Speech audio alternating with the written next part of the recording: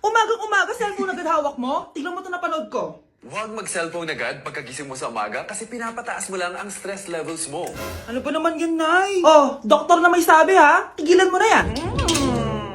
Maniniwala pala tayo sa doktor. Sige.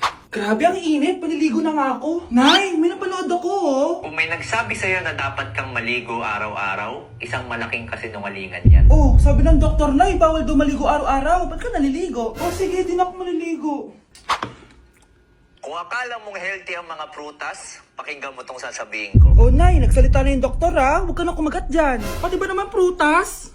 Ay, magmamatcha na lang ako. Kung akala mong healthy ang mga matcha, pakinggan mo tong sasabihin ko. Hala, sabi ng doktor, hindi daw healthy yung matcha, Nay. Huwag mo na inumin yan, ha? Pati matcha bawal? Sinisira mo ang utak mo sa paggamit ng mga betchin. Oh, Nay, sabi ng doktor, sinisira mo daw utak mo. Huwag ka na maglagay niyan. Tama na! Oo na, lahat ng ginagawa ko masama sa akin. O sige, Nay, titigil na ako. Basta mag-cellphone na ako, ha. Sige na, mag-cellphone ka na. Pero huwag ka magpupuyat, ha. Masama pa rin yon. Malaking kasinungalingan yung sinasabi nilang bawal ka magpuyat. Anong sabi mo, Nay? Sabi ng doktor, pwede naman eh. Bye!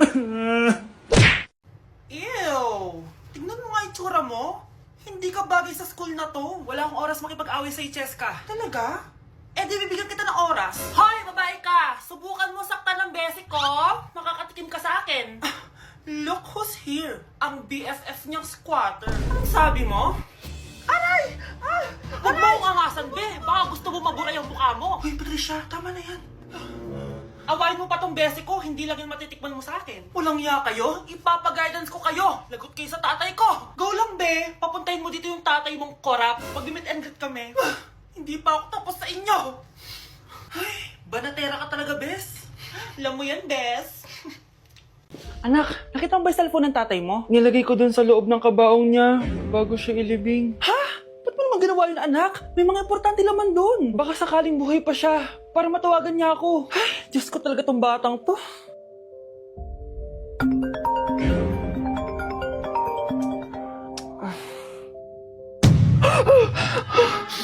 Matawag si tatay. Nay, kailangan natin pumunta sa sementeryo. Tumawag sa akin si tatay. Anak, pwede ba? Wala akong oras makipagbiruan sa'yo. Marami pa akong tatapusin trabaho. Pero Nay, pag di ka pa tumigil, kukunin ko yung cellphone mo. Tay, sumagot ka. Alam kong buhay ka. Sa lahat ng pwede kong makita, ikaw pa talaga. Cheska, tinatawagan ko lang tatay ko. Nababaliw ko na talaga, no? Patay na tatay mo, di ba? Baliw. Hindi, buhay siya. Ito tandaan mo. Kapag hindi ka pa tumigil sa kabaliwan mo, susunod ka na sa tatay mo. Sinabihan akong baliw ni Cheska tapos sinaktan niya ako. Totoo naman, di ba? Nabuhay ka. Anak, nabalitaan mo na ba? Ha? Ang alin, Nay? Patay na si Cheska. Natagpuan siyang walang buhay dyan sa may ilog. Ano? Ay, Diyos ko, kawawang bata. Tay, sumagot ka na please. Ikaw! Ikaw ang pumatay sa anak ko! Ano? Eh siya nga to ng away sa akin eh. Ikaw ang huli niyang kasama. Tandaan mo to. Isusunod kita sa tatay mo. Tay, hindi ko na alam gagawin ko. Sinisisi ako ng nanay ni Cheska sa pagkamatay ng anak niya. Natatakot ako. Anak, yung nanay ni Cheska. Oh, bakit, Nay? Pinatay daw. Binitin sa may puno. Ano?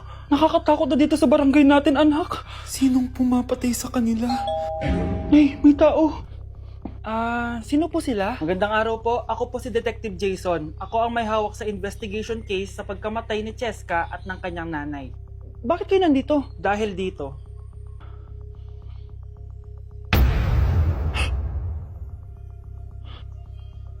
Nay, ikaw pumatay sa kanila? Oo, anak. Narinig ko lahat ng mga sumbong mo sa tatay mo. Cellphone ni tatay. Pinangako ko sa tatay mo bago siya mamatay na poprotektahan kita kahit makapatay man ako ng tao. Sumama ka sa akin, ma'am, para ma-interview ka namin. Tandaan mo to, anak. Kahit nasa kulungan ako, poprotektahan kita. Tumawag ka lang. Hay naku, anak! Grabe talaga yung sa Brianna. Ang kalat-kalat palagi ng kwarto, parang binagyo. Di ka pa nasanay kay Ate Brianna, Nay. Tapos, yung Ate Scarlett mo, buong gabi may kausap. Feel ko boyfriend niya yun. Wait lang, Nay. Tapusin ko lang to. Nakikinig ako, promise. Tapos, yung Kuya Miguel mo, palagi nasa barkada niya, hindi na umuwi dito. Yes! May reward ako! Ano ba anak? Nagkakwento ako dito, puro kalaro dyan. Eh kasi naman Nay, nakaka-excite tapos may pa-freebies pa tong Joy Run. May game na kasi inside the Jollibee Delivery app. Just open the app and press the widget to enter the game. Tapos pwede ka maka-unlock ng rewards. Ang saya naman yan anak! Pero paano gamitin yung mga reward? Kapag mag-order ka na, just enter the reward code here to enjoy your freebie. Promo runs from August 11 to October 15. Kaya mag-download ka na rin, Nay! Nandito na yung Jollibee!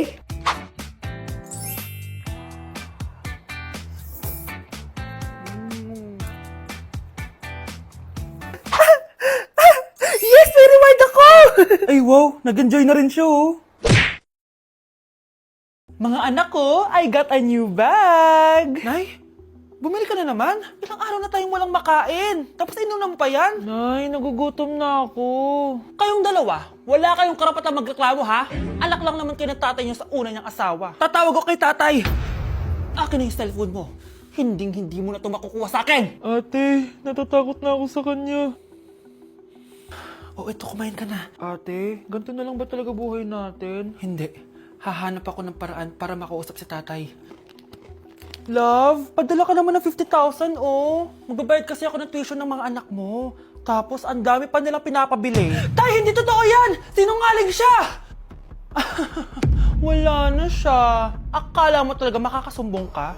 Talagang sinusubukan mo ko, ha? Walang iya ka talaga, tita! Ayan, diyan kayo nababagay. Ikukulong ko kayo dito. Wala akong pake kung anong mangyari sa inyo.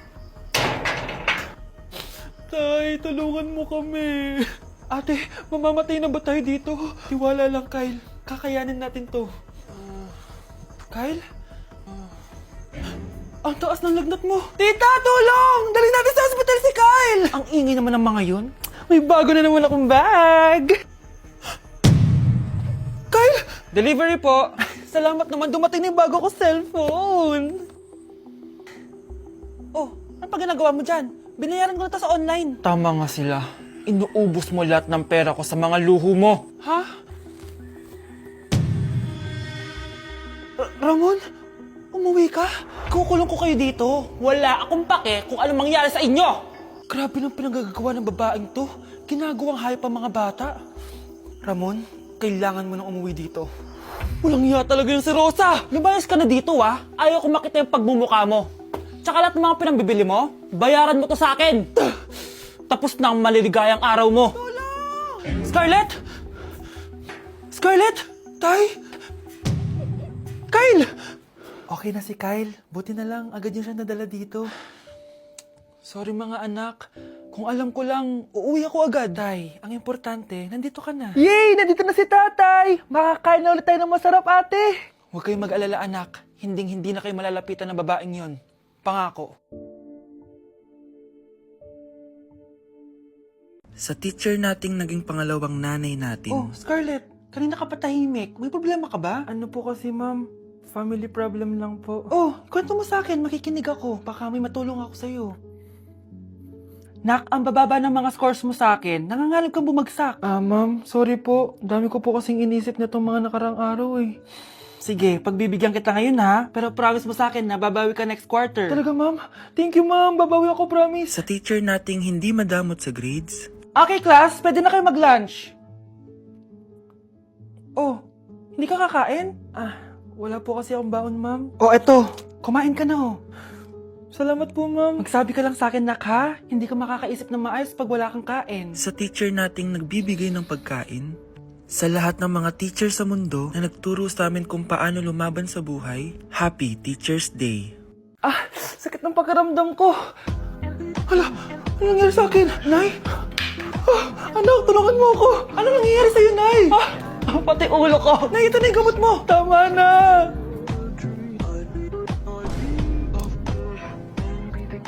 Kala ko naman na paano ka na, Nay? Kaka-tiktok mo yan eh. Bakit? Ikaw lang ba pwedeng gumawa ng mga uso? Parang gusto ko rin gawin yan, Nay. Tara.